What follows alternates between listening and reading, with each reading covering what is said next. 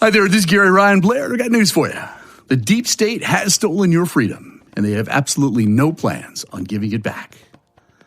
Now, if conspiracy is defined as an evil or treacherous plan formulated in secret by two or more persons to commit an unlawful act by deceitful or unlawful means, then I assure you, we're dealing with the greatest conspiracy ever. So you cannot allow yourself to be deceived by the dark agenda of the deep state because the stakes are simply just too high. Make no mistake about it. Your freedom is their target. They want submission and obedience. They want complete control. They want a global community of sheep. They do not want you to think. They just want you to obey. And they will not relent until their mission is achieved. Their game plan is classic Machiavellian. They will manipulate, deceive, frighten, and exploit others to achieve their goals, which largely include exterminating hope and obliterating self-reliance. They believe that if pain, fear, and discomfort is to be inflicted on an enemy, that being you and I, it is to be so severe that your retaliation need not be feared. And to make this point abundantly clear, they are not aiming to wound. They are aiming and they are committed to breaking your spirit and killing any sense of resistance. Weak, compliant, fearful, and dependent little sheep is what they are aiming for. For the dark masters running this conspiracy, the ends justify the means, no matter the cost, even if that cost includes financing of violent extremism. But here's the good news, and I mean exceptionally good news. The people who came before us secured many of the freedoms that you and I enjoy at the cost of great suffering and sacrifice. I'm talking about freedoms which far too many of us are willing to give up without a fight. You see, throughout history, people have fought for causes in which they believe.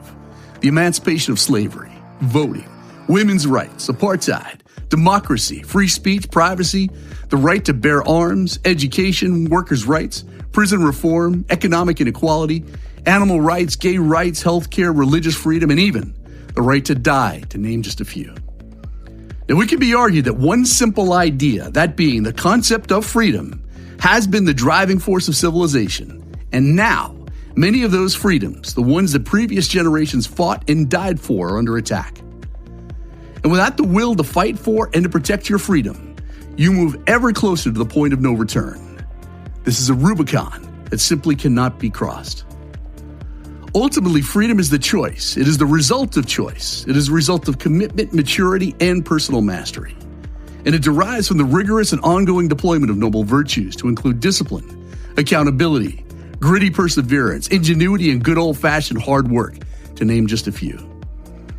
You see, the greatest gift you can give yourself is the gift of freedom, as with it, you have the wonderful opportunity to live the life of your dreams. And without it, you are a slave to the deep state and their dark agenda.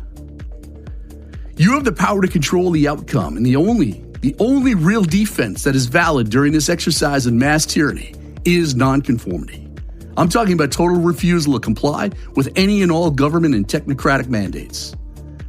Freedom does indeed have a cost, and I'm asking you to pay your fair share of it before all is lost. Remember, we're all in this one together. The dividing lines have already been drawn, and in the words of the American founding father, Benjamin Franklin, we must indeed all hang together, or assuredly, we shall all hang separately.